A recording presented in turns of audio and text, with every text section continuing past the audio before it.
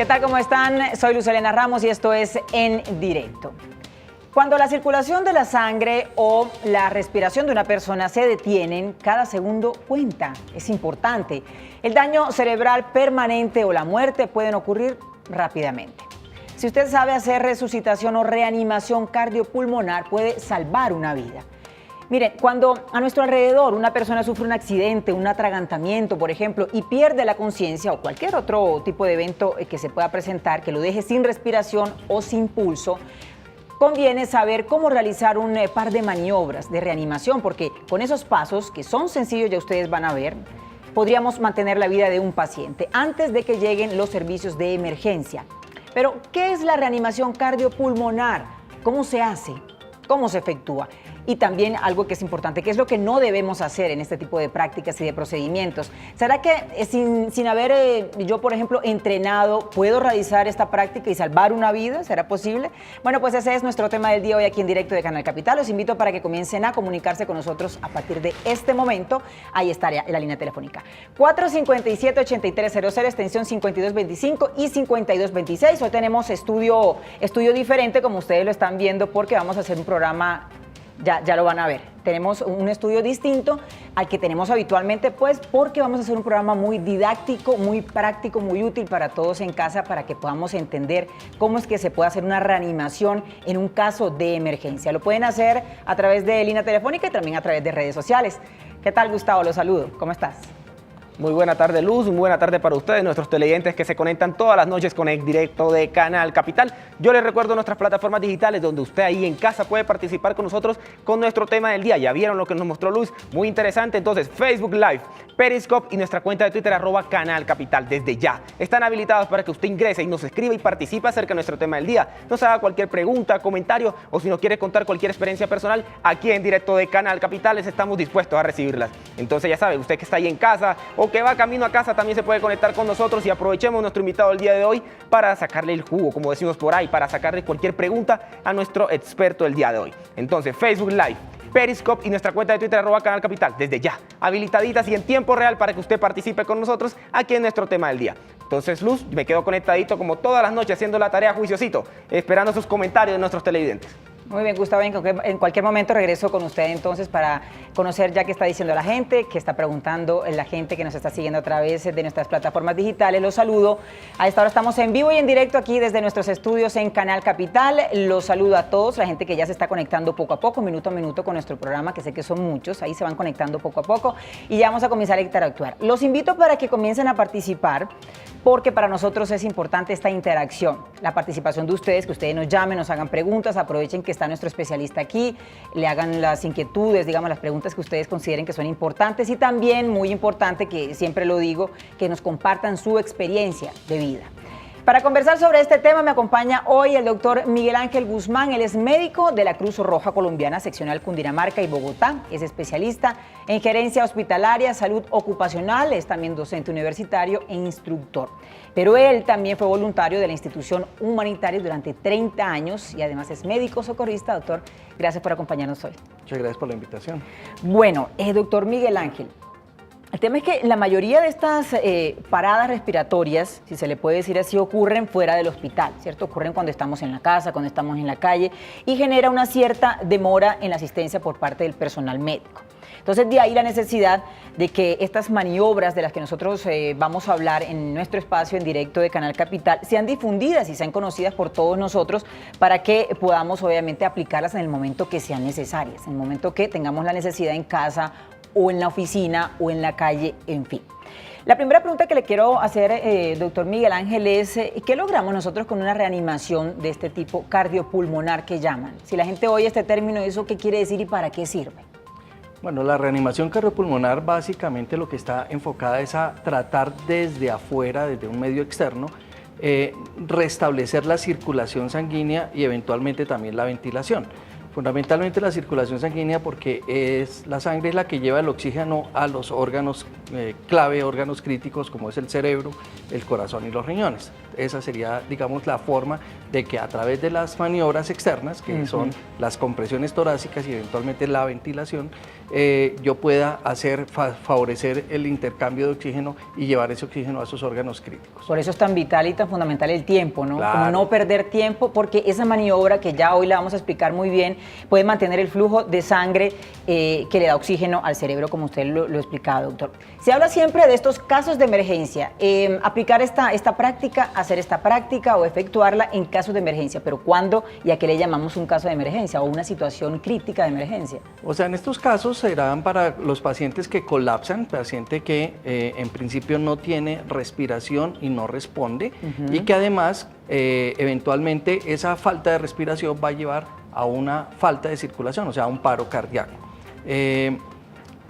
Esas serían, digamos, las indicaciones fundamentales. Muchas veces, pues las personas que están entrenadas saben que tienen que tomar el pulso, que mirar la respiración, pero aquí también tenemos que mirar es las personas que no están entrenados en áreas de salud. O sea, la persona del común, las personas que están alrededor de una víctima y que ellos tienen que aprender a hacer unas cosas muy sencillas, que es lo que nosotros denominamos compresiones solamente con las manos, sin ningún aparato, sin ningún elemento extra adicional que uno pueda requerir y que tengamos de pronto a la mano. Eventualmente, en la medida en que tenemos más capacidad tecnológica, pues podemos hacer otras maniobras adicionales, como es el utilizar una mascarilla para poder dar respiración boca a mascarilla y favorecer la ventilación en este caso, o tener un equipo como el que tengo aquí, un simulador que es un desfibrilador externo automático, o más comúnmente conocido pues en el argot como un DEA, el cual pues nos va a ayudar también a favorecer el retorno a la circulación espontánea, que es lo que estamos buscando en estos pacientes. Ya nos va a explicar usted para qué sirve este aparatico que tenemos acá, pero usted ha mencionado una cosa muy importante, y es que este programa lo estamos haciendo precisamente para la gente del común. Exacto. Para la gente que no está capacitada, no estamos capacitados, no hemos recibido un curso de capacitación que nos explique exactamente, o de socorrista, ¿cierto? Que nos explique, o de primeros auxilios, que nos explique bien y nos diga, bueno, qué es lo que tenemos que hacer. Por eso lo vamos a hacer de una manera muy sencilla, de la manera más pedagógica posible, para que todos podamos entender cómo podemos maniobrar precisamente con nuestras manos, ¿cierto? Con esos recursos, pocos recursos que podemos tener a la mano cuando se presente una situación de esta naturaleza. Doctor, antes de comenzar a explicar a la gente, bueno, cómo se hace una reanimación, ¿qué hay que tener en cuenta antes de hacer una reanimación? Por ejemplo, no sé, se me viene a la cabeza si hay que tener un ambiente seguro allí. No sé, díganos usted qué es importante antes de arrancar, de iniciar a hacer esta reanimación. Ok, una de las cosas que siempre nosotros propendemos es la seguridad. La seguridad es fundamental porque, y la seguridad en primer lugar para el auxiliador, la persona, el rescatista, la persona que está brindando o que va a brindar esos primeros auxilios. La seguridad ante todo. Ver que el ambiente sea seguro, o sea, si estamos en la calle, pues ver que de pronto el paciente pudo haber colapsado, qué sé yo, en la mitad de una vía donde está transitando bicicletas, o que hay mucho vehículo, pues no es el sitio más adecuado para hacer la atención. Eventualmente tendré que mover al paciente a una zona más segura. O de pronto estamos en un área donde están cayendo elementos, digamos una construcción o alguna cosa donde está cayendo algunas piedras que pueden lesionarnos a los dos. Entonces yo debo de retirarme y retirar al paciente a una zona segura. Eso, digamos, que es lo principal que siempre se debe tener en cuenta, la seguridad de la escena, que el área sea segura para las personas, no solamente para mí, para el paciente, y también para las otras personas que generalmente nosotros llamamos los mirones, que son los que siempre tenemos a los lados. Los curiosos. Los curiosos, sí. Muy bien, yo tengo acá otros daticos. A propósito de eso que usted decía de la seguridad, que es un tema clave al momento de uno iniciar una reanimación en la calle, bueno, donde nos topemos nosotros con una situación crítica para hacer primeros auxilios. Hacernos estas preguntas, doctor Miguel Ángel. ¿El ambiente es seguro para la persona? Eso que usted bien nos explicaba. ¿La persona está consciente o inconsciente? ¿Por qué es importante saber eso? Ok, entonces después de que veo que el área es segura, que yo puedo llegar, entonces ahora debo de interactuar más bien con el paciente. Tengo que mirar porque de pronto la persona simplemente está ahí descansando, entonces no es el objetivo. Entonces yo debo de estimularlo de tal manera buscando que la persona me responda, ver si hay una respuesta de parte del paciente al llamado que yo le estoy haciendo. Si veo que no hay una respuesta, digamos que en forma casi que paralela uno debe estar revisando si la persona, aparte de la respuesta verbal o sonidos o algún otro movimiento que haga, también se visualiza movimientos respiratorios. De tal manera Es decir, que yo... si se le alza acá el pecho, Exacto, ¿cierto? si hay movimientos del tórax o del abdomen, que son los movimientos respiratorios cuando nosotros tomamos aire y lo exhalamos. Eso sería la otra parte donde yo tengo que evaluar rápidamente si hay respuesta y si hay respiración. Bueno, doctor, disculpe que yo le voy a hacer aquí preguntas que parecen tontas, como le podemos decir, pero son preguntas que se las tengo que hacer porque obviamente la idea es entender el tema lo más que se pueda y lo digo siempre con una terminología que sea la más sencilla posible. Exactamente, que todo lo podamos entender. Usted me dice que debo fijarme si la persona está respirando o no. ¿Cómo me fijo? Aprovechando que tenemos nuestro paciente aquí, ¿cómo me fijo yo que está respirando? Es decir, ¿cómo me le acerco? ¿Dónde exactamente me lo acerco? Digamos que la gente a veces llega y que escuchar y todo, realmente no vale la pena porque a veces la respiración es muy pequeña, es de baja intensidad y uno no puede escuchar nada. ¿Sí?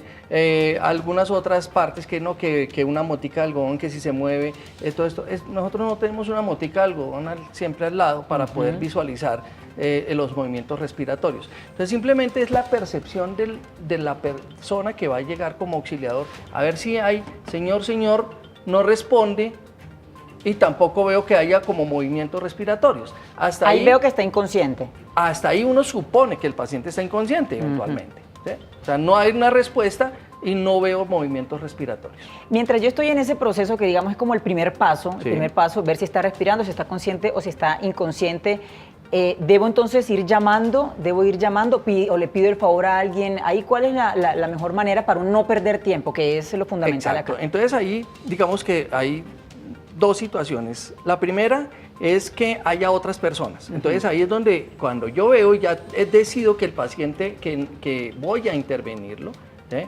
Que el paciente no me respondió, si no me responde, probablemente no está respirando y eventualmente, como le decía, puede llegar también a un paro cardíaco posteriormente. Entonces en ese momento yo debo de solicitarle a alguien, a las personas con las que estoy rodeado, que active el sistema de emergencia. En este caso, pues en Bogotá y en la mayoría de sitios del país, es llamar a través de la línea 123 e informar que la situación que se está viviendo. En términos generales es eso.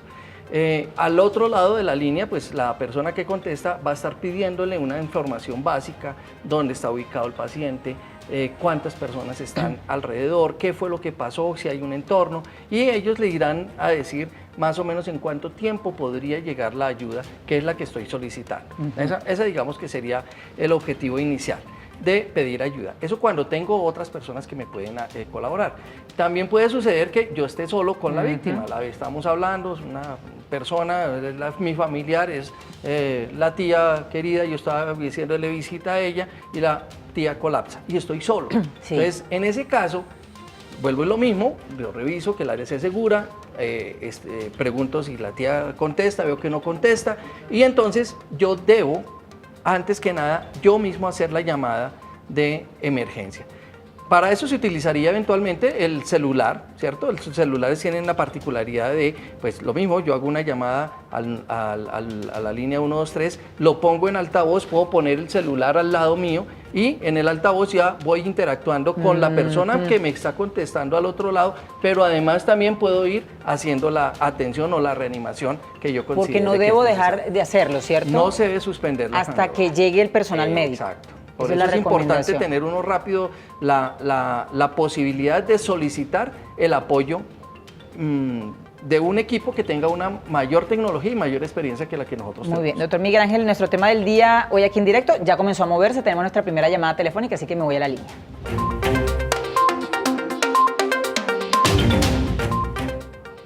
Hola Lady, ¿cómo estás? Buenas noches. Buenas noches. Gracias. Mira, yo sé que el año pasado salió la ley 1831 que reglamenta el uso de DEAs.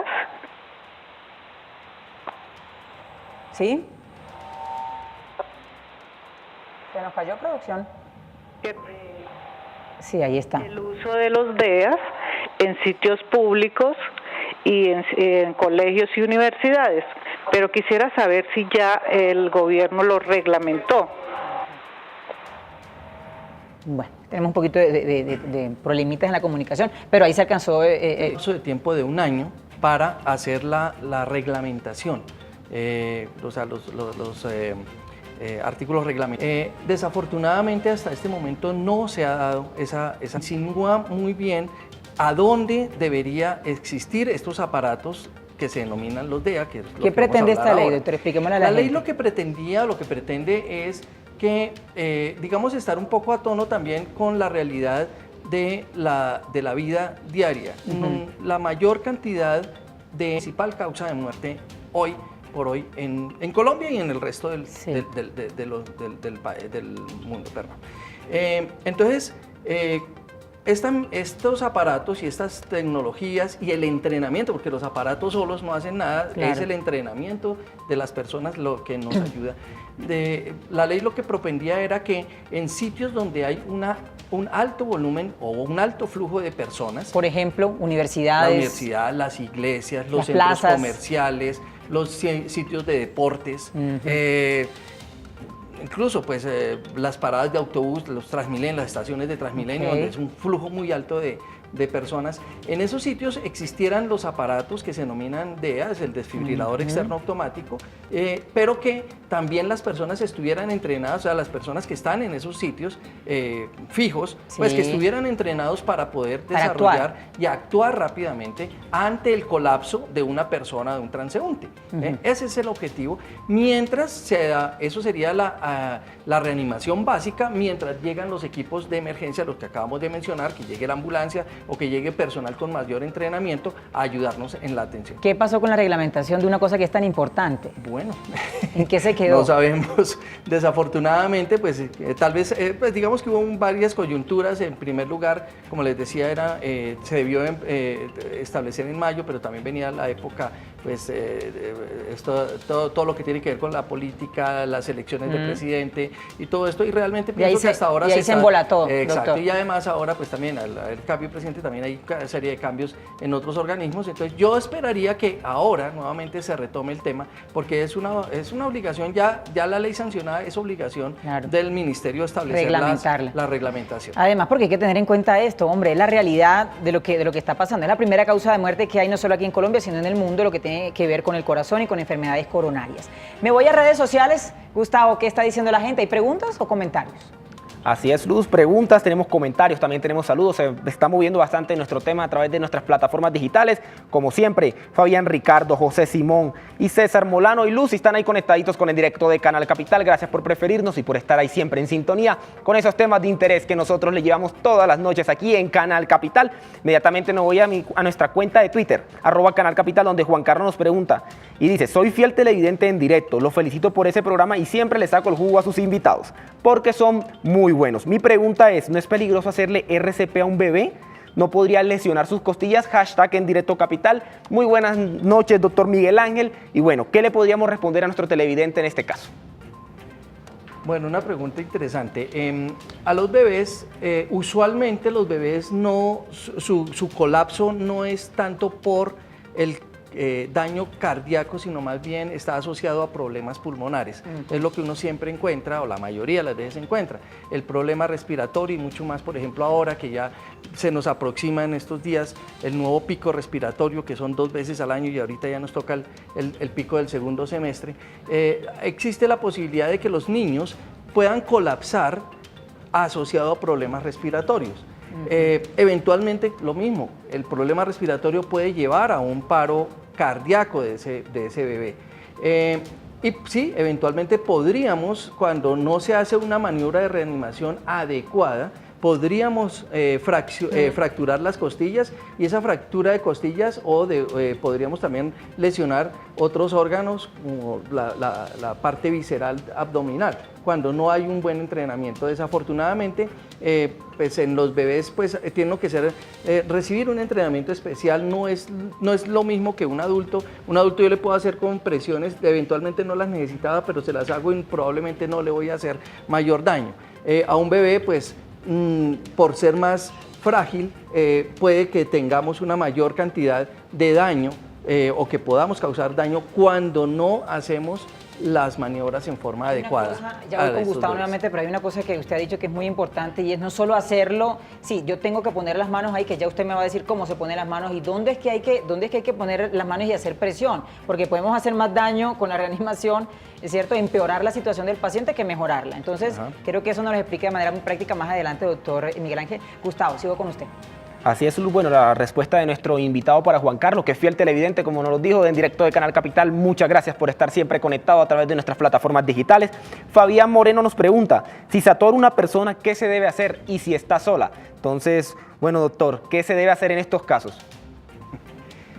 Ese es un tema que ha sido un poco conflictivo y que ha generado muchos documentos. Cuando uno está solo, realmente nuestro sistema nos impide que nosotros nos autoagredamos. Hay bastantes videos y información en diferentes medios donde dice que uno puede darse un puño en el estómago o apoyarse contra el ángulo de una silla y dejarse caer, el ángulo puesto como en la boca del estómago y dejarse caer. Doctor, o cuando se dice que uno se puede tragar la lengua y atragantarse con la lengua. No, la lengua no se la traga. Bueno, aclárenos eso porque también se dice en estos casos es más como voltear al paciente, extraños. Para eso estamos aquí para aclarar todo, que voltear al paciente porque se puede tragar la lengua, etcétera. Son mitos entonces. No, pero digamos que uno normalmente no es que se trague la lengua, sino lo que pasa es que la lengua se va hacia atrás, pero una persona que está consciente, la lengua no se le va para atrás. Sí. Entonces, aquí estaríamos hablando de una persona que está consciente. Estoy aquí comiendo alguna cosa, digamos un durazno, y por error cogí el durazno y la pepa se me fue para atrás y me atraganté con esa pepa de durazno. Entonces, esas situaciones, y yo estoy solo, probablemente, como les decía, uno puede hacer cualquiera de estas maniobras, pero en realidad es muy difícil que uno mismo porque eso es como una especie de agresión, es como si darme un puño, y un puño uno no se lo da, o si se lo da pasito para no lesionarse. Entonces es como un poco, realmente en la literatura cuando uno la revisa no encuentra muchos casos y son más bien casos anecdóticos, más que casos realmente que sean reales y que hayan sido estudiados en forma pues, prospectiva y que tenga uno una información técnica real. Muy bien. Eso es diferente cuando hay otras personas alrededor mío, y entonces ahí es donde se hacen las maniobras de compresión abdominal, que se llama la maniobra de Heimlich, en la cual pues lo que hago es abrazo a la persona desde atrás y hago una compresión fuerte y rápida en la región de la boca del estómago, más o menos, o sea, por encima del ombligo, pero por debajo de la zona de las costillas. Ahí pongo mi mano, apoyo, recuerden que estoy por detrás del paciente, la estoy abrazando desde atrás, doctor, y hago una compresión. Yo le puedo pedir un fuerte. favor antes de irnos a la llamada.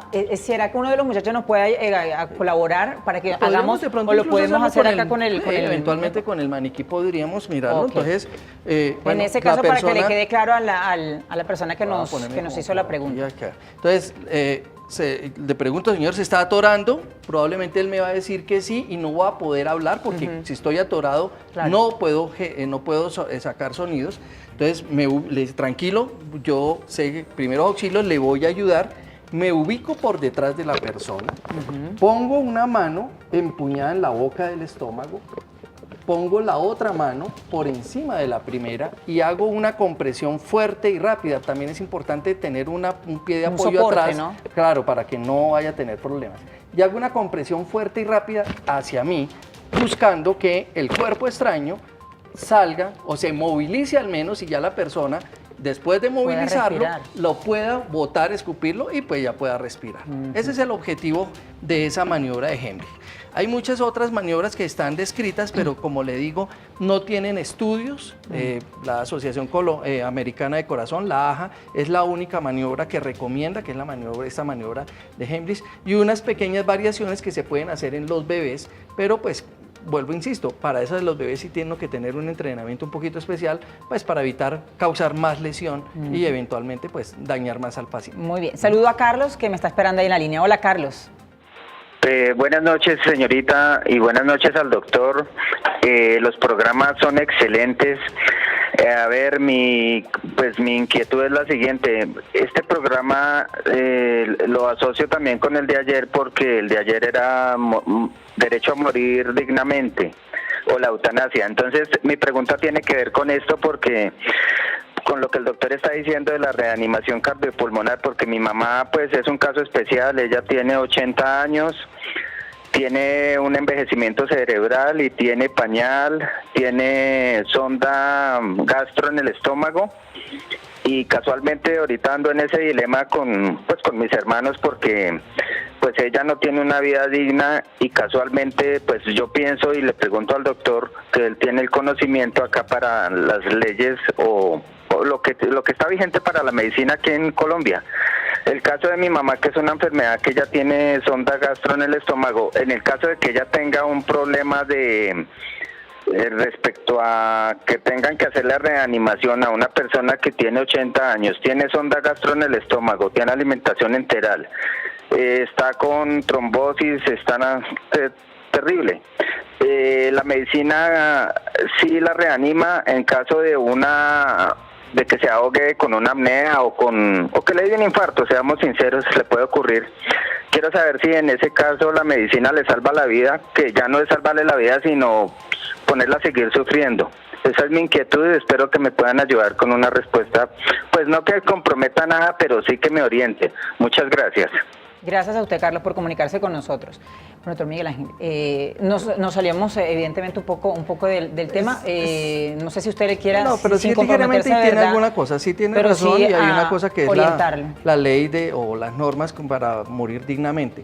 Eventualmente puede que una persona en esas condiciones que está mencionando el oyente llegue a una institución de salud y eventualmente la persona colapse y empiezan las maniobras de reanimación.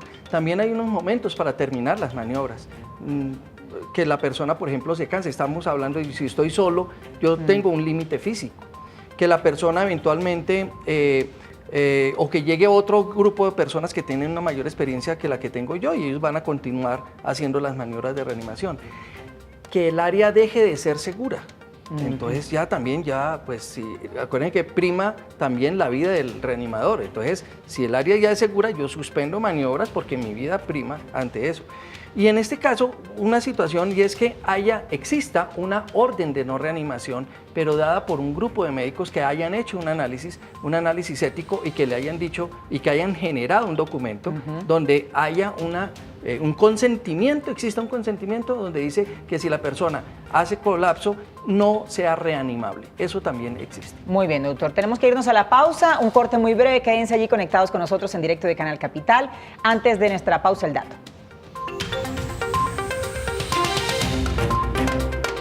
Pues miren, según estudios de la Asociación Americana del Corazón, hay un 80% de posibilidades de reanimación cardiopulmonar si las técnicas se aplican en el primer minuto luego del incidente. Se estima que por cada segundo de demora en el inicio de este procedimiento de la reanimación se pierde un 10% de posibilidades de supervivencia, 10% que es un montón de probabilidades de que la persona viva. Pausa y ya regresamos.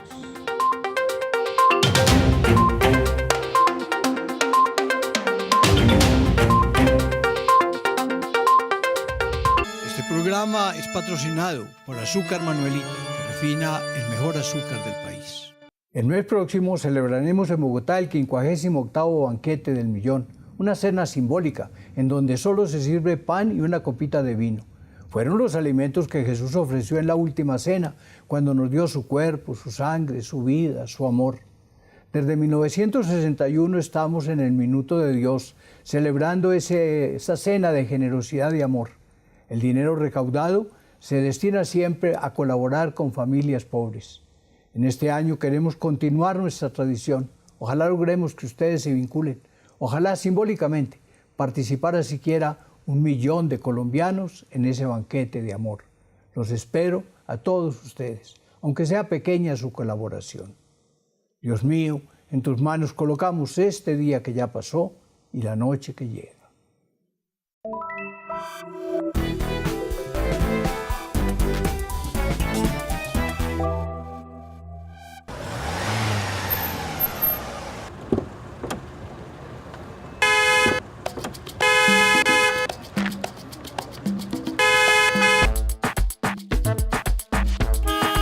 La contaminación auditiva es un problema de salud pública.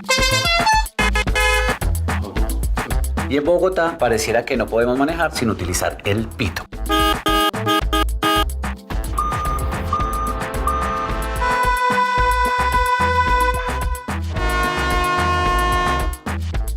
Lo utilizamos para todo, incluso hasta para mandar piropos.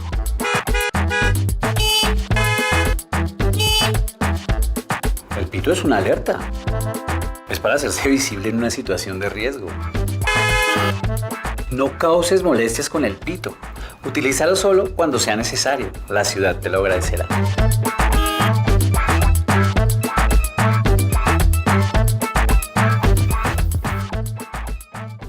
La cultura hip hop se apodera de Bogotá este 6 y 7 de octubre, porque llega la versión número 22 de Hip Hop al Parque, solo por Canal Capital.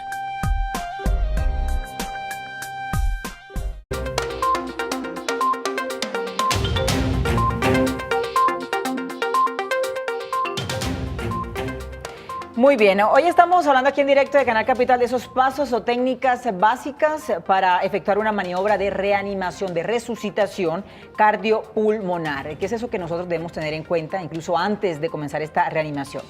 Si el paciente está en una situación crítica, esto es lo que nos aconsejan los especialistas, tenemos que animarlo, nunca abandonar a la persona y siempre estarle hablando y animarlo siempre. Si está consciente, hay que calmarlo, como bien lo decía el doctor, hay que calmarlo, decirle yo estoy acá, te voy a dar primeros auxilios, yo sé de esto y calmar a la persona. Si está inconsciente, hay que aplicarle obviamente las medidas de las que nosotros estamos hablando y el paciente, por fortuna, tendrá una alta probabilidad, un alto porcentaje de sobrevivir. De eso estamos hablando hoy aquí en nuestro programa. Bueno, doctor Miguel Ángel, entonces estamos como en la primera parte de esa reanimación. Usted nos decía, lo primero es darme cuenta si respira, si no respira, si está consciente o inconsciente. Entonces, ¿después qué vendría? Ok, después ya llamamos o pedimos auxilio, ya buscamos que alguien nos esté colaborando y entonces yo debo empezar a hacer las maniobras de compresión solamente con las manos. Eso en el caso de que no tenga ningún otro recurso. Y además las personas no tienen mayor entrenamiento, casi que sin ningún entrenamiento, sí.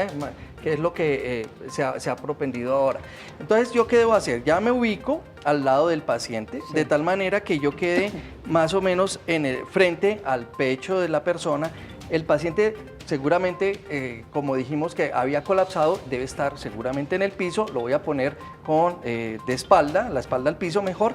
Y lo que voy a hacer es, voy a poner mi mano dominante, el talón más bien de la mano dominante, la voy a poner en el centro del pecho, más o menos como en la línea de las tetillas, más o menos.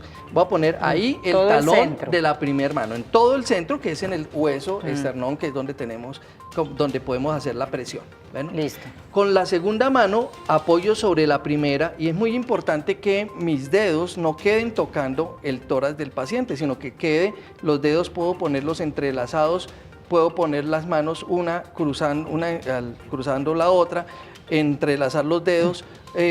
Incluso si yo tengo algún problema de una muñeca, puedo apoyarme la otra mano sobre esa muñeca. Pero lo fundamental es que solamente el talón de la mano sea el que está en contacto con el sitio del esternón. Muy bien. Y voy a empezar a hacer compresiones a una velocidad entre 100 y 120 compresiones por minuto. Más o menos la cadencia velocidad sería esta. Y otra cosa importante, que debo de comprimir más o menos unos 5 a 6 centímetros para que la presión que yo estoy ejerciendo sea suficiente para que bombee la sangre que está llegando al corazón. Entonces, esto será más o menos lo que debo estar haciendo, ¿eh?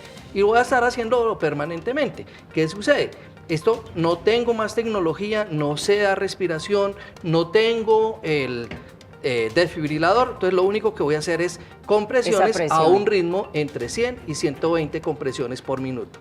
¿Qué sucede? Que esto fatiga, esto cansa y puede que yo lo haga durante 2, 3, 4 minutos, pero en la medida en que va pasando el tiempo, si alguien no me reemplaza, ya mis compresiones van a ser de muy mala calidad y no le van a servir al paciente. Ojo con ese dato. Por eso es importante cada 2 minutos si estamos hablando de que yo estoy haciendo unas compresiones entre 100 y 120, pues las voy a estar contando. Entonces ya sé que digamos que cada 200 compresiones o 240, pues voy a decirle a otra persona que tenga más o menos la misma capacidad que tengo yo de hacer las mismas maniobras. Otra cosa importante es que yo me debo ubicar encima del paciente. Está mal que yo haga las compresiones en forma en diagonal, porque ahí no, lo que voy a hacer es comprimir los pulmones y no voy a comprimir realmente el corazón, que es el objetivo. El corazón se comprime entre el esternón y la parte ósea atrás, la columna, ¿sí? Entonces va a quedar ahí entre esas dos estructuras y eso es lo que voy a hacer yo. Pero para eso para que quede bien, yo debo ubicarme perpendicular al paciente. Ya les decía, el talón de la mano, pero adicional, mis brazos deben de estar rectos, los codos no es un movimiento de codos, es un movimiento en el cual el tronco es el que hace el movimiento y los brazos funcionan como el pistón que hace las compresiones. Entonces, todo el movimiento lo hago es con el tronco, no es movimiento de brazos. ¿Con estas compresiones el paciente debe reaccionar o todavía Pues es lo que uno espera, ¿no? Entonces, precisamente, si el paciente hizo un paro cardíaco, lo que estoy haciendo en este momento es haciendo que la sangre circule a través de esta compresión. Lo que siempre buscamos es la recuperación, el retorno a la circulación espontánea, o sea que el paciente en algún tiempo, ojalá lo más corto posible, empiece a reaccionar. Y usted ahorita lo mencionaba en el dato, decía que si yo empiezo las maniobras de reanimación en el primer minuto, o sea, casi que cuando yo veo al paciente que colapsa, inmediatamente voy, lo reviso y veo que no me responde y arranco compresiones, voy a obtener un mejor resultado. La otra cosa es recordar que en la medida en que yo paso, que va pasando el tiempo y no le hago las maniobras adecuadas, más o menos la persona pierde un 10% de posibilidades por cada minuto que se deja de hacer compresiones o que se deja de hacer reanimación. Entonces, pues imaginémonos una persona que dura 5 minutos ahí, pues casi que ya ha perdido la mitad de posibilidades o más de poder salir adelante, pues, de retornar a la circulación. Estas presiones que usted estaba haciendo en el pecho, ¿qué hacen, qué órgano tocan y qué producen en el cuerpo para que la persona se despierte y reaccione? Sí, realmente lo que está haciendo es que está comprimiendo el corazón, como le decía, entre el esternón, el hueso que tenemos acá en el centro, y la columna vertebral que está atrás. Entonces, el corazón queda presionado entre esas dos estructuras óseas y lo que estoy haciendo es ¿Pero hay un contacto directo con el tórax inicialmente, doctor? El contacto es entre el corazón está inmediatamente por debajo del hueso externo. Pues hay otras estructuras ahí, tejidos blandos, pero cuando yo hago la compresión estoy espichando el corazón. Entonces al comprimirlo, lo que estoy haciendo es haciendo que bote la sangre que tiene que en las cavidades, y esa sangre pues va a circular. Cuando yo suelto las manos, cuando libero la presión, el corazón otra vez se dilata y vuelve y se llena, y ese es el objetivo. Por eso es tan importante llevar también una velocidad, entre 100 y 120. Cuando yo hago unas compresiones muy rápidas, por ejemplo 150, o sea, la persona arranca muy rápido, pues no permite que el corazón se llene, entonces realmente no está favoreciendo que haya una circulación de sangre. Y lo mismo al revés, cuando yo voy muy lento, digamos que vaya 60, 70, tampoco le está haciendo bien y pues no le está sirviendo al paciente. Entonces esa digamos que es la importancia de la circulación externa. ¿En qué momento comienzo yo a darle respiración boca a boca a un paciente? Ok, la respiración boca a boca igual, digamos que uno debería tener ya estoy en un tema ya más de capacitación. Es muy difícil explicar cómo se hace la respiración boca a boca, pero pues voy a intentar hacerlo. Sí. En primer lugar, se debería tener lo ideal mejor es tener un elemento que se denomina una barrera de protección, que hace que yo no entre en contacto directo con la boca ni la saliva del paciente. Claro, habrá que ver las circunstancias. Si es un familiar muy querido por mí y todo, pues probablemente yo no voy a tener ningún inconveniente en hacerle esta maniobra. Pero si es una persona que yo desconozco, no conozco sus antecedentes, muy seguramente yo no le voy a hacer una respiración boca a boca. Entonces solamente haré las maniobras de compresión torácica. Ese sería lo único, que pues en este caso no voy a tener contacto con fluidos, con sangre, entonces no va a tener riesgo de contaminación. Entonces, si yo eventualmente decido que sí le voy a hacer unas maniobras de respiración boca a boca al paciente, ¿qué hago? Cojo con la mano, con en este caso mi mano izquierda, depende de donde esté ubicado con respecto al paciente, empujo la frente, pongo el talón de la mano sobre la frente y empujo la frente hacia atrás. Con los dedos pulgar e índice voy a tapar, a cerrar las fosas nasales. Con mi otra mano voy a tener aquí del mentón y voy a abrir mi boca cubriendo la boca del paciente. No es haciendo así como dando besitos porque ahí no funciona. Tengo que abarcar completamente mi boca con la boca del paciente y hago una insuflación de más o menos 1 segundo. Retiro la boca, tomo aire fresco y otra vez vuelvo y hago la insuflación. Entonces más o menos son, en la secuencia estaríamos haciendo 30 compresiones y 2 ventilaciones. Voy a intentar hacerlo aquí, en el maniquí. Entonces echo la cabeza para atrás, tapo las fosas nasales, y abro la boca, cubro mi boca con la del paciente. Miro que hay elevación del tórax, echo la cabeza bien hacia atrás porque puede que la cabeza me quede muy hacia abajo y no permite el flujo. Y ahí nuevamente arranco a mis compresiones. En este caso, cuando voy a dar respiración, entonces lo que hago es ciclos de 30 compresiones por 2 ventilaciones. Sin embargo, vuelvo, insisto, lo mejor es uno tener un elemento, una mascarilla de bolsillo, en la cual pues yo hago la misma maniobra, pero primero no tengo que hacer tanto esfuerzo y técnicamente es mucho más fácil, que es poner la mascarilla. Generalmente las máscaras tienen una forma de triángulo, pongo la puntica hacia el dorso de la nariz y la otra parte, la parte redondeada la pondré hacia el mentón. Hago una compresión como es utilizando una mano, en este caso mi izquierda, los dedos pulgar e índice van a ser como una letra C y van a apretar ahí la máscara, los otros dedos van a apoyarse y con la otra mano voy a asegurar esta primera, la parte de abajo, perdón, de la máscara, y voy la cabeza bien hacia atrás y voy a hacer lo mismo, una insuflación de 1 segundo más o menos. Retiro mi cabeza, tomo aire fresco y nuevamente retomo mis compresiones torácicas. Y el dato es 30 por 2. 30 por 2. Y más o menos cuando uno hace la secuencia adecuadamente, debe haber unos 5 ciclos de 30 por 2 que deben ser realizados en los 2 minutos que acabo de mencionar. Este ejercicio de soplar acá y de darle respiración boca a boca, ¿a qué sirve? Es decir, ¿qué es lo Entonces que ahí estoy haciendo 2 cosas. Cuando yo hago las compresiones, estoy haciendo que la sangre circule. Y la sangre va a circular también por los pulmones. Cuando yo hago la insuflación, le estoy ayudando a hacer el intercambio gaseoso, estoy metiendo aire relativamente fresco, que es el que yo tengo, se lo estoy metiendo a los pulmones y cuando dejo que el aire salga, pues va a salir ese aire que está cargado de CO2. Entonces es como es favorecer el proceso respiratorio desde la parte externa, en la cual entro oxígeno y saco el gas carbónico, el CO2. Doctor, entonces para que la gente le quede claro, ¿en qué porcentaje de probabilidades una persona puede sobrevivir si hacemos esta maniobra? Digamos como se nos puede presentar a la mayoría de los colombianos, de la gente, es decir, sin los recursos necesarios, sino con la mano, haciendo respiración boca a boca. ¿Cuál es la probabilidad más o menos que ustedes han calculado si uno hace este ejercicio como debe ser?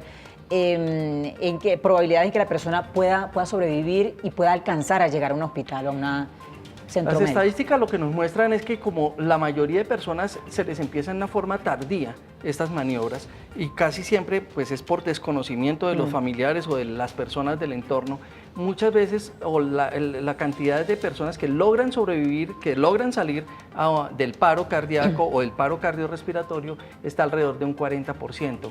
Incluso eso depende también de muchos otros factores, como por ejemplo el tiempo en desplazamiento, por ejemplo aquí desde este sitio a una institución de salud, o que llegue la ambulancia medicalizada con equipo suficiente para que así estemos aquí en este sitio que no tiene ningún elemento de salud, pero pues que la ambulancia lo trae y va a brindarle pues todo el apoyo necesario.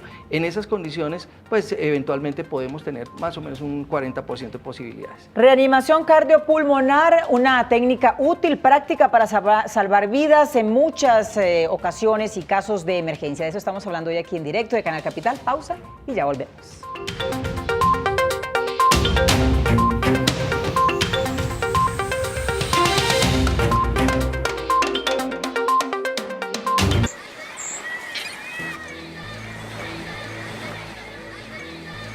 Todo huele mal cuando se roban el futuro de nuestros hijos. La Contraloría General de la República encontró malos manejos en 24 departamentos del país en el programa de alimentación escolar desde el 2016.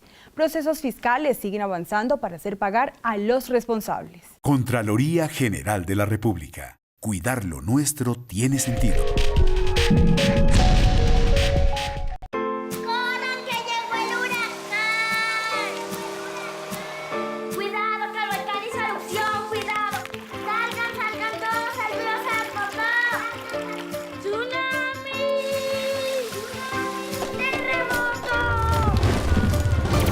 Conoce los riesgos que amenazan a tu comunidad. Prepárate. Participa en el Simulacro Nacional de Respuesta a Emergencias el próximo 24 de octubre a las 9 de la mañana. Infórmate mejor en www.gestiondelriesgo.gov.co.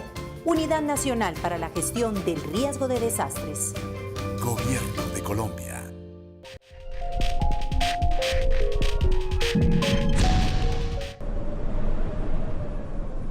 En Antioquia, en plena cordillera occidental, entre los municipios de Anzá, Caicedo y Santa Fe de Antioquia, se encuentra el Parque Natural Regional Las Alegrías, 10.000 hectáreas que albergan uno de los ecosistemas más ricos del departamento, 25 especies de mamíferos, 12 de reptiles, 112 de aves, muchas de ellas únicas o en vías de extinción. Para conservar este patrimonio natural, ha sido declarado como área protegida. Conocerlo y cuidarlo es responsabilidad de todos. Una campaña de Corantioquia.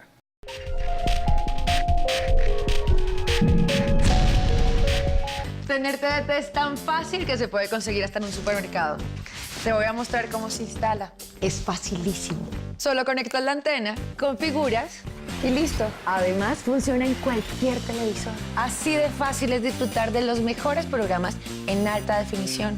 Es que TDT saca lo mejor de mi televisor y sin pagar. Yo ya me conecté a la TDT, la señal de televisión gratuita. ¿Y tú?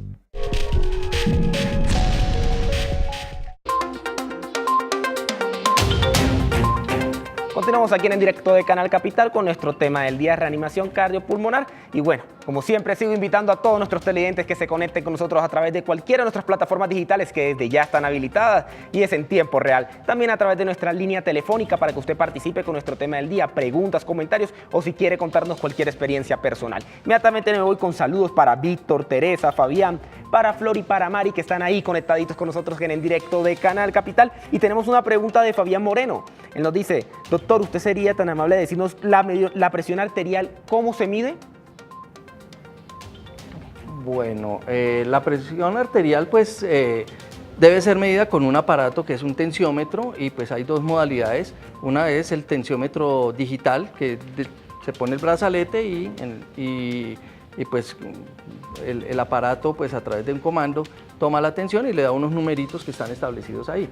La otra, digamos, es la forma tradicional en la cual uno utiliza el tensiómetro que tiene un reloj, tiene un manómetro y uno a través... la gente tiene en la casa. Exacto, y uno a través del fonendoscopio que lo pone sobre el brazo, sobre una arteria, la arteria braquial, pues va a escuchar unos sonidos y pues para eso sí pues requiere un gran entrenamiento para uno poder tener certeza de que lo que está diciendo con respecto a la tensión arterial es cierto. Por eso pues digamos que es mejor pues para el común de las personas el utilizar los tensiómetros digitales. Ok, doctor, tenemos una pregunta de Andrés Felipe que dice que si es cierto que después de 4 minutos es peligroso realizar el RCP porque puede ocasionar problemas en la persona. Tiene que ver con las estadísticas que estábamos mencionando anteriormente. Cada minuto que pasa sin reanimación, el paciente va a perder un 10% de posibilidad de retornar a la circulación espontánea. Me está hablando de 4 minutos, uno diría entonces ya lleva el 40%, eventualmente el 50% de posibilidades de que retorne a la circulación espontánea. No es que sea peligroso, sino que las posibilidades en la medida que va pasando el tiempo se van perdiendo. Entonces no es lo mismo empezar una reanimación en el primer minuto que empezarla, por ejemplo, a los 10 minutos que la persona haya colapsado. Ahora, hay circunstancias muy especiales y muy que están establecidas y que están también reportadas en la literatura. Por ejemplo, si una persona cae y hace paro en medio de un de agua fría, por ejemplo.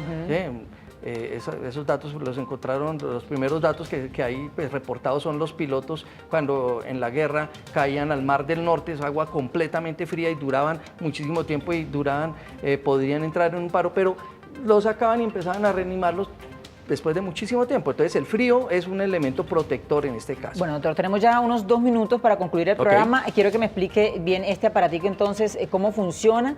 Y además hay una cosa interesante que usted me decía, y es que no se ha reglamentado esta ley, que es la 1831, ¿cierto? Que es la que permite tener todos estos primeros auxilios en lugares públicos en caso de que se llegue a presentar una situación crítica y de emergencia. El tema es que ya algunos centros comerciales lo tienen, clubes, algunos lugares aquí en Colombia ya tienen este kit, digamos, y el personal médico adecuado. Entonces, esto si uno lo encuentra ahí en ese, digamos, dentro de los elementos que tienen este personal médico, ¿para qué sirve y cómo funciona con el paciente? Ok, entonces en eso es lo que nosotros pues, estábamos promulgando o promocionando más bien, que eran las zonas cardioprotegidas, que era el tener el equipo, el desfibrilador, pero también tener personas que entrenadas adecuadamente en el uso de los mismos. Eso pues lo estaba haciendo la Cruz Roja o lo ha estado haciendo promulgando esta metodología. Entonces, ¿qué es lo que se hace? Yo pues no puedo hacer las dos cosas al tiempo, entonces una persona estará haciendo la reanimación, estará haciendo compresiones y ventilaciones y otra persona me va a traer el equipo. Entonces, supongamos que estamos en un centro comercial, pues uno le dice al vigilante que por favor le avise al área de enfermería que ellos son donde probablemente lo tienen. Ellos me lo traen, pues si tienen el entrenamiento, ¿qué es lo que van a hacer? A poner como por aquí. Entonces, el botón es muy sencillo porque lo único que hago yo es picho el botón o prendo el equipo y el equipo me va diciendo qué es lo que tengo que hacer. Aplique los electrodos en el pecho desnudo del paciente. Y aquí está. Muy bien. Entonces aquí tengo mis electrodos. De los electrodos junto a la luz. Los electrodos tienen el dibujito de dónde los tengo que poner. Me está diciendo que lo ponga en el hombro derecho del paciente, entonces lo voy a poner en el hombro derecho. El otro me dice póngalo en el flanco izquierdo del paciente, lo pongo en el flanco izquierdo. Entonces sigo instrucciones de lo que dice el DEA, es seguir las instrucciones, ser juicioso con eso. Aplique los electrodos. Listo, ya los puse. Ahora enchufe el conector, en este caso, pues en el único sitio, y esto solamente tiene una forma de entrar, esto no tiene ninguna, no hay forma de equivocarse uno. Conecto los electrodos. Analizando el ritmo y el equipo cardíaco. Solito. No toque al paciente. Pues, hasta ahí hago compresiones, ya nadie toca al paciente. Se recomienda dar una descarga. Se carga el aparato. Doctor, ¿y él le va indicando cómo está el paciente? Hasta ahí el equipo le está diciendo, espere que voy a analizar, analizó y dijo que sí necesitaba una descarga. O sea, encontró que el paciente tenía un ritmo que se denomina desfibrilable. O sea, está haciendo un ritmo, una fibrilación. Entonces, ¿qué me dice? Ahora yo me retiro porque esto va a pasar una corriente eléctrica bastante alta. Entonces yo me retiro, que yo no esté en contacto con el paciente, nadie toca al paciente, doy la descarga, ¿y qué hago? Inicie resucitación cardiopulmonar. Entonces, nuevamente, vuelvo a dar mis compresiones, que estamos haciendo ruido, vamos a seguir haciendo mis compresiones, no sé cuántas llevo, 25, 26, 27, 28, 29, 30, dos ventilaciones, y continúo. 1, 2, 3, 4, 5, 6, 7, 8, 9, 10, 11, 12, 13. Y así sucesivamente, ciclos de 32. Muy bien. El equipo tiene un temporizador de 2 minutos. A los 2 minutos, o sea, desde el momento en que yo hice la descarga, el equipo va a tener ahí un análisis. A los 2 minutos me va a decir, detenga las maniobras y nuevamente vuelve a analizar. Y puede decirme que sí necesita la descarga o que ya no la necesita. Bueno, mejor explicado, imposible, doctor Miguel Ángel. Muchísimas gracias de verdad por habernos acompañado. Está claro que es mejor hacer algo que no hacer nada. La diferencia entre hacer algo y no hacer nada puede ser obviamente salvarle la vida a una persona. Ese es el objetivo de nuestra charla hoy con nuestro doctor especialista invitado a nuestro programa. Gracias a ustedes como siempre por preferirnos hasta hora de la noche. Nos vemos mañana como siempre con otro tema dedicado para ustedes de mucho interés. Feliz noche, chao.